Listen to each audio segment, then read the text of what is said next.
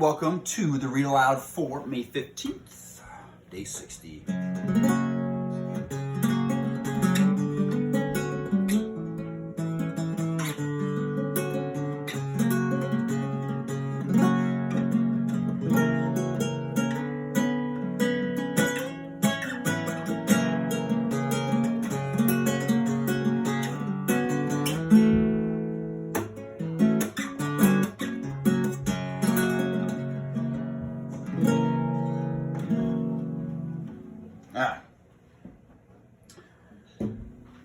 Let's see where we were.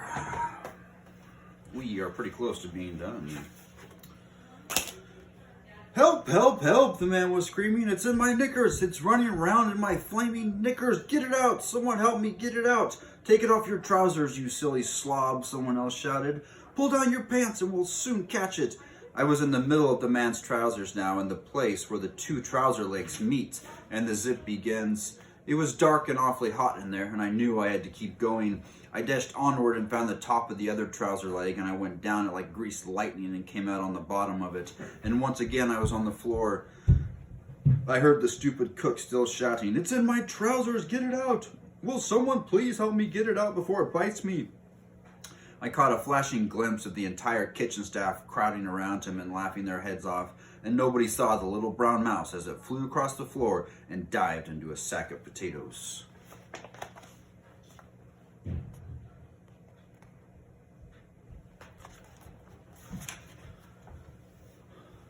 I burrowed down in among the dirty potatoes and held my breath. The cook must have started taking his trousers right off, because now they were shouting, "It's not in there. There's no mice in there, you silly twerp." "There was, I swear there was," the man shouted back. "You've never had a mouse in your trousers. You don't know what it feels like."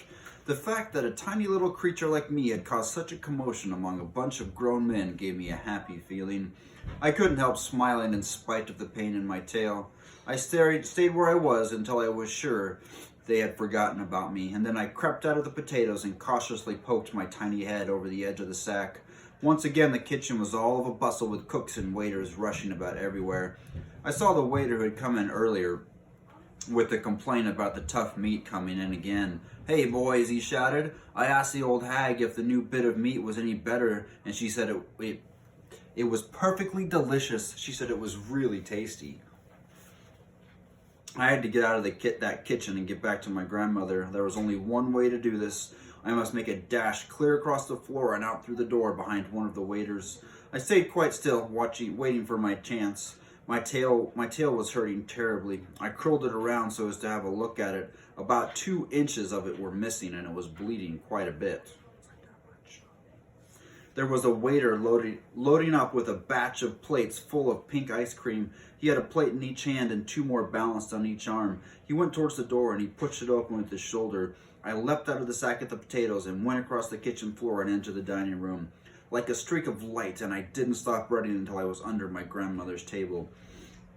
It was lovely to see my grandmother's feet again in those old-fashioned black shoes with their straps and buttons. I shimmied up one of the legs and landed on her lap. "Hello, Grandmama," I whispered. "I'm back. I did it. I poured it all into their soup." Her hand came down and caressed me. "Well done, my darling," she whispered back. "Well done, you. They are at this very moment eating that soup." Suddenly, she withdrew her hand. "You're bleeding," she whispered. "My darling, what happened to you?" "One of the cooks cut off my tail with a carving knife," I whispered back. "It hurts like Billy O." Let me look at it," she said. She bent her head and examined my tail. "You poor little thing," she whispered. "I'm going to bandage it up with my handkerchief. That will stop the bleeding." She fished a small laced-edged handkerchief out of her bag, and this somehow managed to wrap around the end of my tail. "You'll be all right."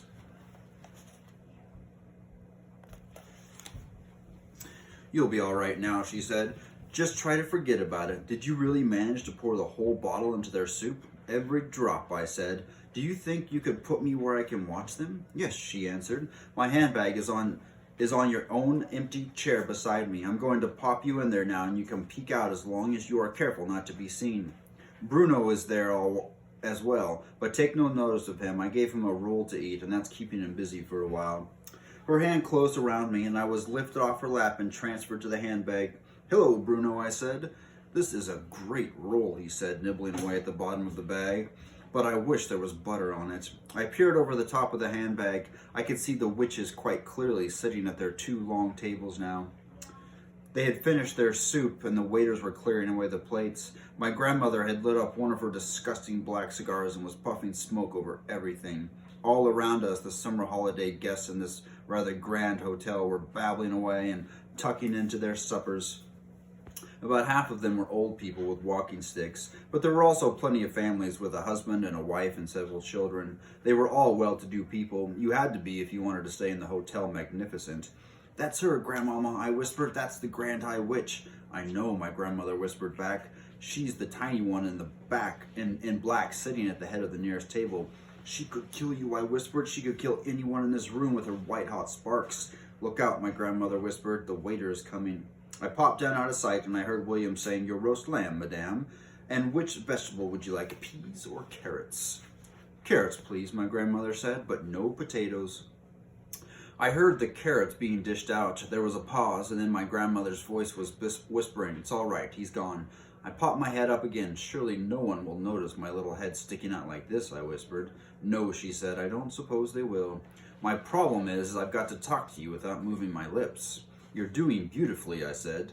"I've counted the witches," she said. "There aren't nearly as many as you thought. You were just guessing, weren't you, when you said 200? "It seemed like 200, I said.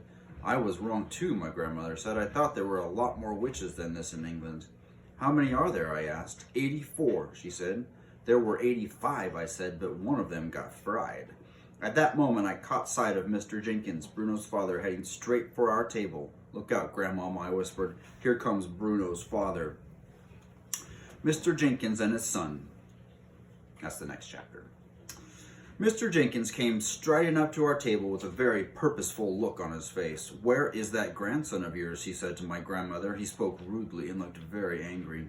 My grandmother put on her frostiest look but didn't answer him. "My guess is that he and my son are up to some devilment," Mr. Jenkins went on. "Bruno hasn't turned up for his supper, and it takes a lot to make that boy miss his food." "I must admit he has a very healthy appetite," my grandmother said. "My feeling is that you're in on this as well," Mr. Jenkins said. "I don't know who the devil you are, and I don't much care, but you've played a nasty trick on me and my wife this afternoon. You put a dirty little mouse on the table, and that makes me think all 3 of you are up to something. So if you know where Bruno's hiding, kindly tell me at once." "There was no trick I played on you," my grandmother said. "That mouse I tried to give you was your own little boy, Bruno. I was being kind to you. I was trying to restore him to the bosom of his family, and you refused to take him." "What the blazes do you mean, madame?" shouted Mr. Jenkins. "My son isn't a mouse." His black mustache was jumping up and down like crazy as he spoke. "Come on, woman. Where is he? Out with it." The family at the table nearest to us had all stopped eating and were staring at Mr. Jenkins. My grandmother sat there puffing away calmly at her black cigar. "I can well understand your anger, Mr. Jenkins," she said. "Any other English father would be just as cross as you are. But over in Norway, where I come from, we are quite used to these sorts of happenings. We have learned to accept them as part of everyday life." "You must be mad, woman," cried Mr. Jenkins. "Where is Bruno? If you don't tell me at once, I shall summon the police." "Bruno is a mouse," my grandmother said, calm as ever. "He most certainly is not a mouse," shouted Mr. Jenkins. "Oh, yes, I am," Bruno said, poking his head up out of the handbag. Mr. Jenkins leapt about 3 feet into the air. "Hello, Dad," Bruno said. He had a silly sort of mousy grin on his face. Mr. Jenkins' mouth dropped open so wide I could see the gold fillings in his back teeth. "Don't worry, Dad," Bruno went on. "It's not as bad as all that, just so long as the cat doesn't get me." "Bruno," stammered Mr. Jenkins. "No more school," said Bruno, grinning a broad and asinine mouse grin. "No more homework. I shall live in the kitchen cupboard and feast on raisins and honey." "But, Bruno," stammered Mr. Jenkins, how did this happen?" The poor man had no wind left in his sails at all. "Witches," my grandmother said. "The witches did it." "I can't have a mouse for a son," shrieked Mr. Jenkins.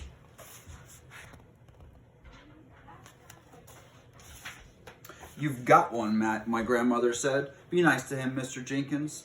"Mrs. Jenkins will go crazy," yelled Mr. Jenkins. "She can't stand the things." "She'll just have to get used to him," my grandmother said. "I hope you don't keep a cat in the house." We do," cried Mr. Jenkins. "Topsy's is my wife's favorite creature. Then you'll just have to get rid of Topsy, my grandmother said. Your son is more important than your cat. He certainly is, Bruno shouted from inside the handbag. You tell Mum she's got to get rid of Topsy before I go home. By now, half the dining room was watching our little group. Knives and forks and spoons were being put down, and all over the place, heads were turning around to stare at Mr. Jenkins as he stood there spluttering and shouting. They couldn't see either Bruno or me, and they were wondering what all the fuss was about. By the way, my grandmother said, would you like to know who did this to him? There was a mischievous little grin on her face, and I could see that she was about to get Mr. Jenkins into trouble. Who? He cried. Who did it?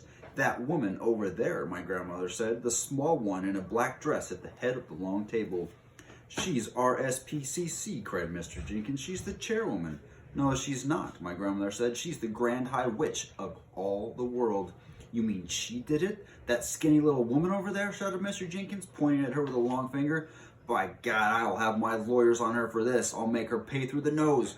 I wouldn't do anything rash, my grandmother said to him. The woman has magic powers. She might decide to turn you into something even sillier than a mouse, a cockroach, perhaps. Turn me into a cockroach, shouted Mr. Jenkins, puffing out his chest. I'd like to see her try. He swung around and started marching across the dining room towards the Grand High Witch's table. My grandmother and I watched him. Bruno had jumped up onto our table and was also watching his father.